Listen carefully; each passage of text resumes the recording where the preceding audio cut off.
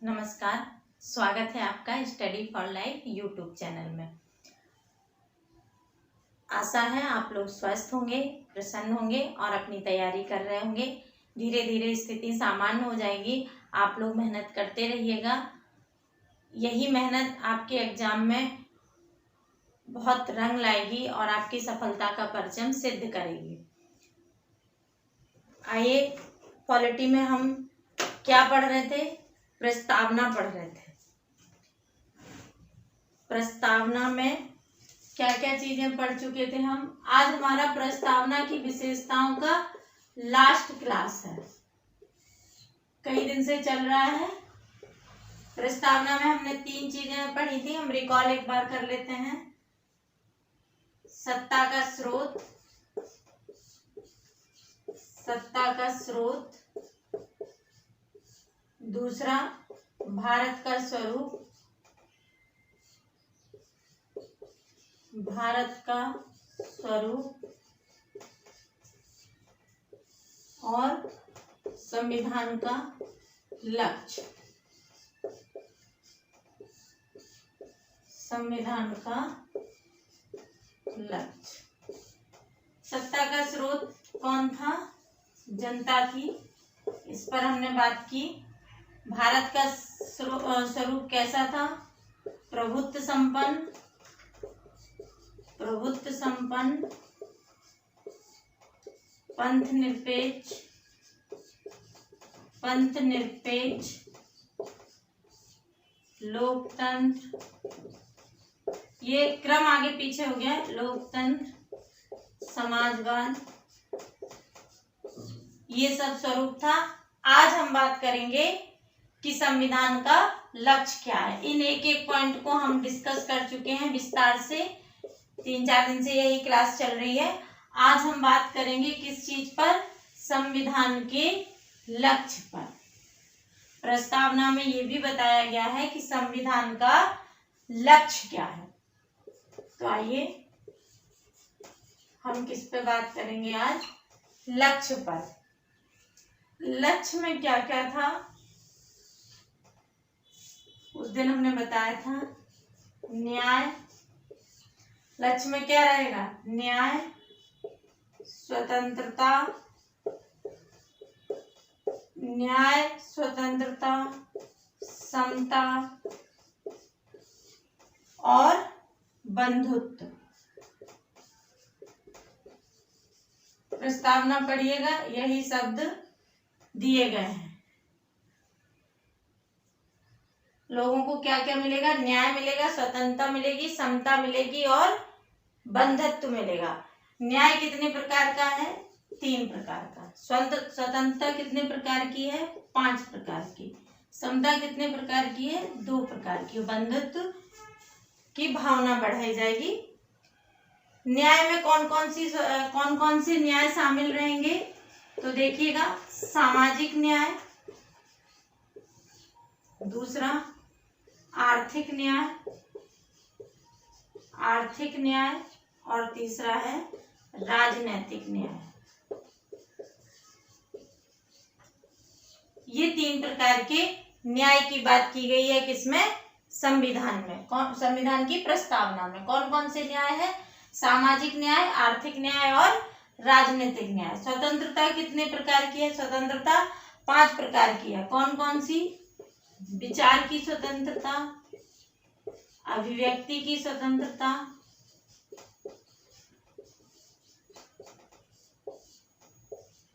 विश्वास, हम किसी पर भी विश्वास करें, धर्म की स्वतंत्रता, उपासना की स्वतंत्रता। ये 5 प्रकार की स्वतंत्रता हमें दी गई है प्रस्तावना में। संविधान की प्रस्तावना में 3 न्याय है, सामाजिक, आर्थिक और राजनीतिक। 5 स्वतंत्रताएं हैं। विचार की स्वतंत्रता, अभिव्यक्ति की स्वतंत्रता, विश्वास की स्वतंत्रता, धर्म की स्वतंत्रता और उपासना की स्वतंत्रता। इससे क्या होगा? इससे हमारा कहीं ना कहीं शारीरिक और सामाजिक विकास होगा। इससे क्या होगा? हमारा बौद्धिक विकास होगा, बौद्धिक विकास होगा। इन स्वतंत्रता। समता दो प्रकार की है। कौन कौन सी समता की बात की गई है? प्रतिष्ठा और अवसर की समता। ये शब्द प्रस्तावना में सम्मिलित किए गए हैं। बंधुत्व में क्या रहेगा? मानव गरिमा। बंधुत्व बढ़ा के क्या बढ़ाया जाएगा? मानव की गरिमा। मानव गरिमा बढ़ेगी यानी कि कैसे बढ़ेगी? साझेपन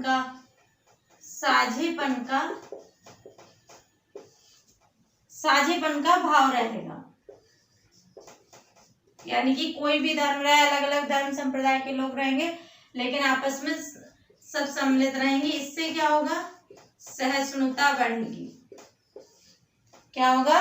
सहिष्णुता बढ़ेगी। जब साझापन का व्यवहार आएगा, साझेपन का व्यवहार आएगा, तो क्या होगा? सहिष्णुता अपने आप बढ़ जाएगी। जब हम दूसरे के धर्म को सम्मान देने लगेंगे, जब दूसरे के विचारों को महत्व देने लगेंगे, तो इससे क्या होगा कि सामाजिक सहिष्णुता अपने आप ही बढ़ जाएगी। अब हम इन्हीं पॉइंट्स पर एक एक करके विचार करते हैं। तो यहाँ का आपको अगर स्क्रीनशॉट लेना है तो ले लीजिए। अब एक एक करके इन पॉइंट्स पे बात करेंगे। इधर का मिटा देते हैं, इधर पॉइंट्स पे हम चर्चा कर लेते हैं, फिर इधर का लिख लेंगे दोबारा।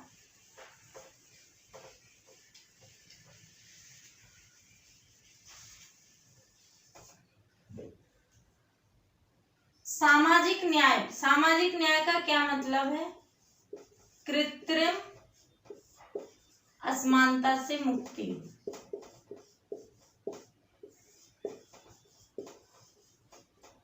कृत्रिम असमानता से मुक्ति हो, यानी कि कृत्रिम विषमता नहीं हो।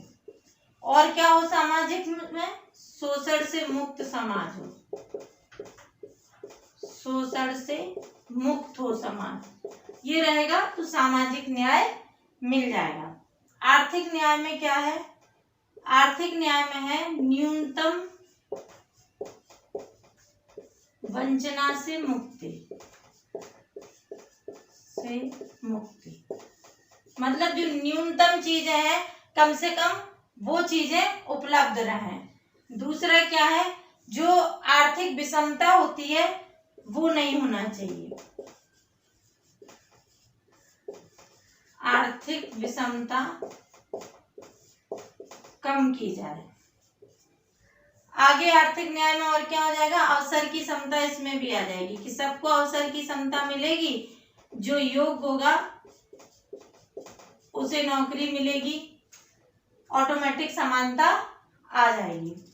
राजनीतिक में क्या है कि हमें निर्वाचित करने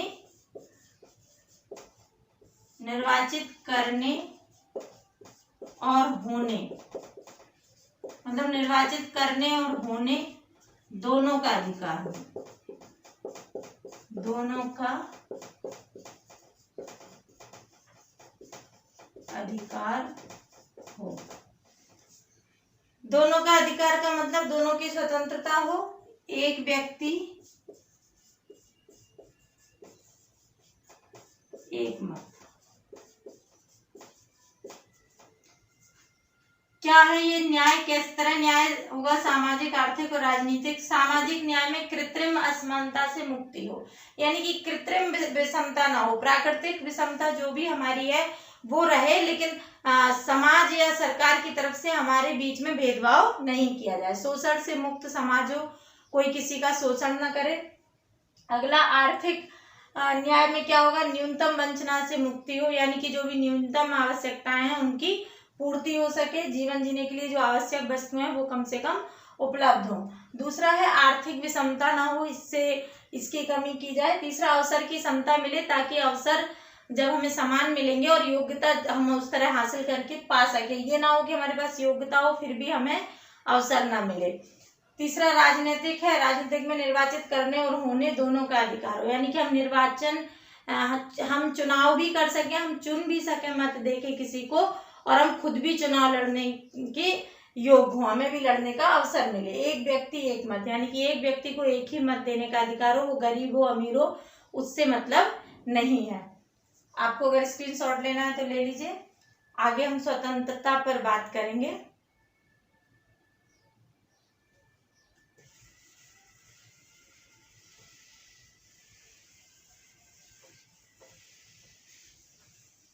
अभी मैंने स्वतंत्रता पर बात की थी, स्वतंत्रता यहाँ लिखी थी कौन कौन सी, विचार और अभिव्यक्ति की स्वतंत्रता, उपासना, धर्म की स्वतंत्रता। इन सबको हम कहाँ पढ़ लेंगे, इन सबको हम मूल अधिकार में पढ़ लेंगे। क्या क्या, स्वतंत्रता प्लस समता, ये दोनों आपके कहाँ हैं, ये दोनों मूल अधिकार में है। तो जब हम मूल अधिकार पढ़ेंगे तब इनको डिटेल से पढ़ेंगे। इनमें अभी मैंने बताई थी 5 प्रकार की स्वतंत्रता थी, कौन कौन सी थी, विचार की स्वतंत्रता, अभिव्यक्ति की स्वतंत्रता, ये सब आर्टिकल 19 में है, अभिव्यक्ति की स्वतंत्रता, विश्वास की स्वतंत्रता, धर्म की, उपासना की, ये सब मूल अधिकार में दिया गया है। समता में था प्रतिष्ठा और अवसर की समता, ये दोनों मिला के क्या बनेंगे, मूल अधिकार। तो इन सबको हम कहाँ पढ़ लेंगे, जब हम मूल अधिकार शुरू करेंगे तब इनको डिटेल में पढ़ेंगे। यहाँ हम इतना ही पढ़ते हैं। आगे हेडिंग क्या थी हमारी, आगे हेडिंग थी मानव गरिमा। मानव गरिमा, मानव गरिमा में क्या क्या आ जाएगा, मानव गरिमा में 2 तरह के अधिकार होंगे, एक सकारात्मक, दूसरा नकारात्मक अधिकार। नकारात्मक अधिकार, सकारात्मक अधिकार। सकारात्मक अधिकार में क्या क्या रहेगा, भोजन की व्यवस्था हो, पेयजल हो, स्वास्थ्य हो। ये आप अपने मन से सोच लीजिए कि इनमें क्या क्या हो सकता है, भोजन हो, पेयजल हो, स्वास्थ्य हो, शुद्ध पर्यावरण हो, और क्या हो, आवास हो। नकारात्मक में क्या होगा, नकारात्मकता का मतलब है कुछ चीजों से हमें मुक्ति चाहिए। जैसे किस चीज से मुक्ति हो, भय से मुक्ति हो, शोषण से मुक्ति हो, हमें किसी चीज का भय नहीं हो, शोषण नहीं हो, भेदभाव से मुक्ति हो। ये सब ऐसी चीजें हैं जो नकारात्मक है, मतलब इनमें हम इनसे हमें मुक्ति चाहिए और ये हमें चीजें चाहिए, ये मानव गरिमा के अंतर्गत आएंगे। अगर हम इन दोनों चीजों को हासिल कर लेते हैं, अगर ये दोनों हमें प्राप्त हो जाते हैं तो क्या होगा, ये मानवाधिकार की पूर्ति होगी, मानवाधिकार की पूर्ति हो जाएगी। क्या होगा, मानवाधिकार की पूर्ति हो जाएगी। मानवाधिकार की पूर्ति कैसे करेंगे, किस तरह हो जाएगी, कैसे संविधान में मानवाधिकार की पूर्ति की बात की गई है।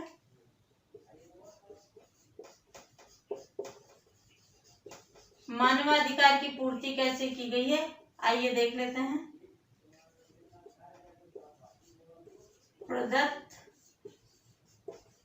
अधिकार, प्रदत्त करेगा, कुछ अधिकार हमें प्रदत्त है और कुछ अधिकार प्रदान करेगी सरकार या प्रदान करे जाएंगे। जो प्रदत्त हैं वो मूल अधिकार, मूल अधिकार, और जो आगे प्रदान किए जाएंगे वो डीपीएसपी हैं, नीति निर्देशक तत्व हैं, कि राज्य ऐसा करेगा, राज्य ऐसा करेगा वो डीपीएसपी में है। जो राज्य ने किया हुआ है पहले से वो मूल अधिकार में है। तो बाद में मूल अधिकार और डीपीएसपी का चैप्टर हम पढ़ेंगे, तब सभी अधिकारों पर बात करेंगे। आशा है आपको समझ में आ रहा होगा, कमेंट्स बॉक्स में बताते रहिएगा। ये प्रस्तावना के जो भी विशेषताएं थी, जो भी प्रस्तावना में हमने पॉइंट दिए थे वो सब हमने डिस्कस किए। अब बात करते हैं प्रस्तावना का महत्व, किसने प्रस्तावना के लिए क्या क्या बात कही। प्रस्तावना का महत्व, यानी कि प्रस्तावना को महत्व, जो उसमें प्रस्तावना, जो संविधान सभा में जो सदस्य थे, जो अध्यक्ष थे, उन्होंने प्रस्तावनाओं के बारे में कुछ बात कही, वो कोटेशन हम दे देंगे यहाँ पे। तो सबसे पहले हम देते हैं सर कृष्ण, ये आपको मेंस में कोटेशन देने के काम आएंगे इसलिए लिख देते हैं, और प्री में भी पूछ देते हैं कि ये वाला वक्तव्य है, ये उद्धरण किसने, ये बात किसने बोली थी, ये वाक्य किसका है। सर कृष्ण स्वामी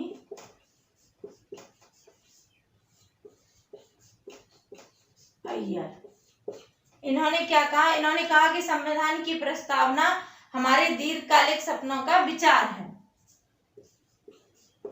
इनका कथन है संविधान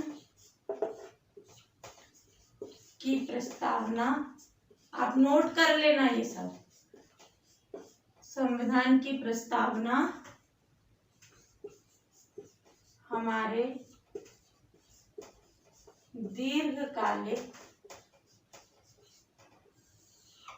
दीर्घकालिक सपनों का विचार है।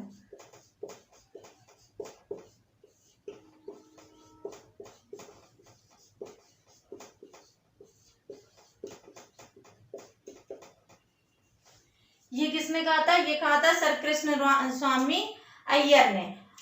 के.एम. मुंशी ने क्या कहा था, के.एम. मुंशी का कथन भी बहुत फेमस है, ये आपके पीटी और मेंस दोनों में पूछ दिए जाते हैं। प्री में भी पूछ दिया जाता है कि ये कथन दे दिया जाएगा और नीचे 4 ऑप्शन दे देंगे कि ये किसने कहा है। हमारी संप्रभु लोकतंत्र गणराज्य का भविष्य फल है। प्रस्तावना क्या है, प्रस्तावना हमारे संप्रभु लोकतांत्रिक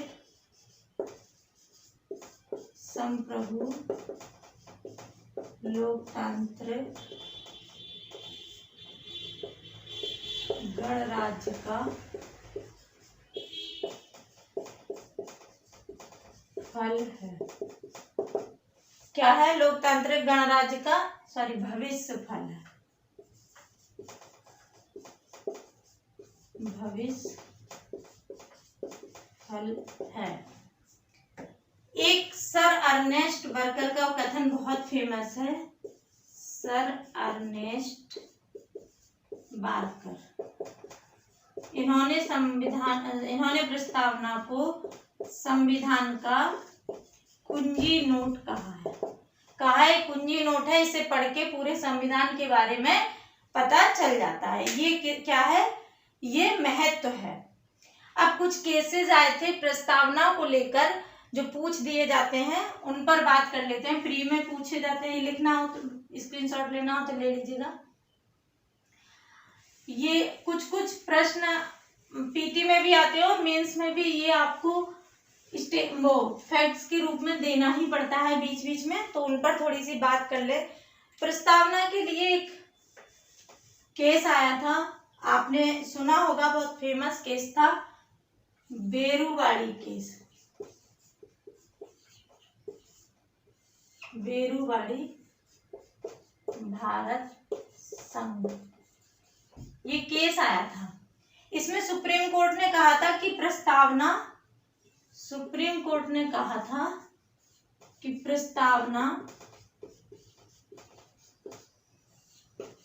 संविधान का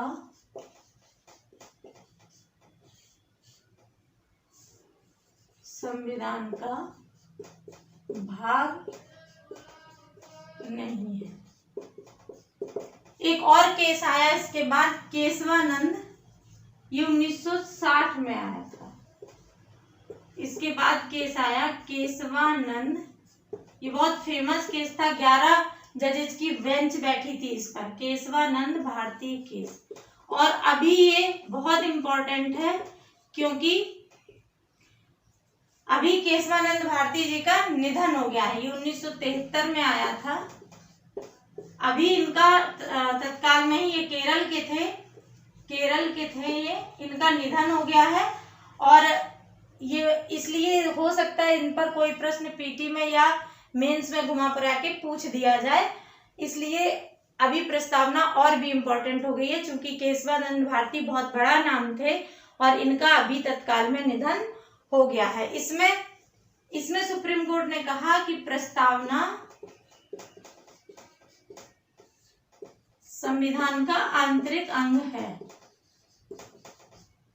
संविधान का आंतरिक अंग है। तो कहा गया जब आंतरिक अंग है तो इसमें संविधान संशोधन भी हो सकता है। तो सुप्रीम कोर्ट ने कहा कि हाँ, संविधान संशोधन हो सकता है, परंतु मूल ढांचा में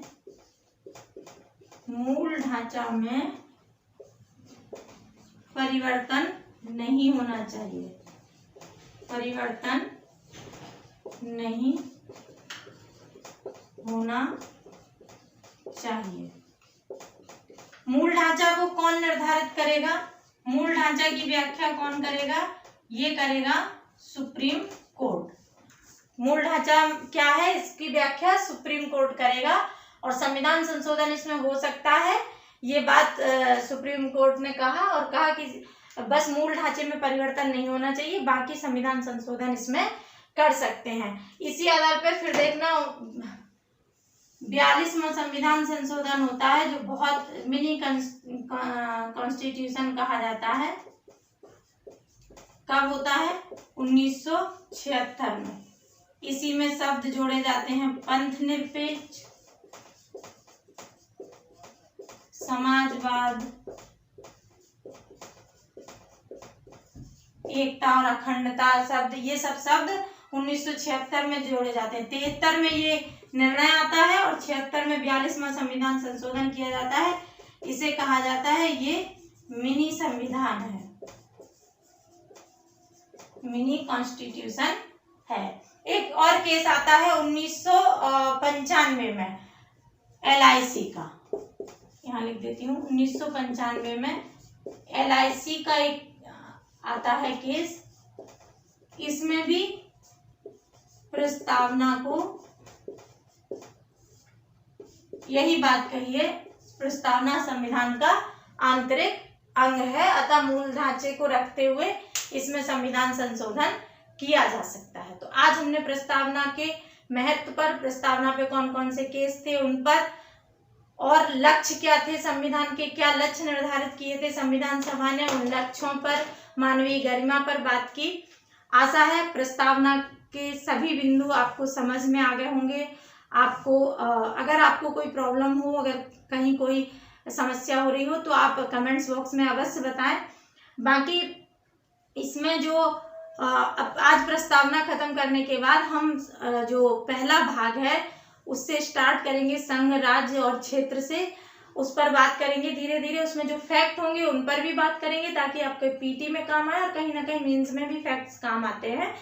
और उसके साथ साथ आपका जो कॉन्सेप्चुअल पोर्शन है उसको भी क्लियर करें, ताकि आपके अगर एग्जाम में कॉन्सेप्ट भी पूछे जाए तो आप समझ पाएं, और मेंस में आप जब कॉन्सेप्चुअल लिखें, लिंक करते हुए जब चीज़ें लिखें तो आपको परेशानी ना हो, आपको खुद समझ में आ जाए इसमें क्या क्या लिंक किया जा सकता है। तो आशा है आपको समझ में आ रहा होगा, और हमारे वीडियो को लाइक करें, शेयर करें और चैनल को सब्सक्राइब जरूर करें। धन्यवाद।